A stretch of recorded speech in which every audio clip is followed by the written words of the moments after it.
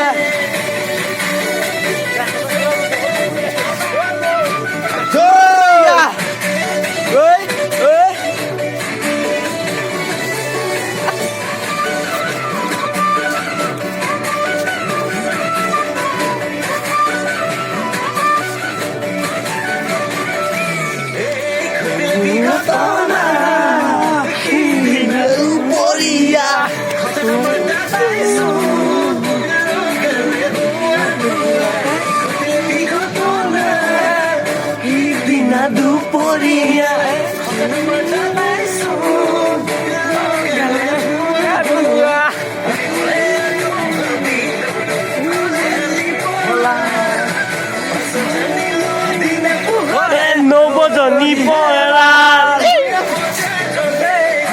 মণি নৱ সদায় আহে লগৰবোৰে জোকাই ল'ব ধেমালিতে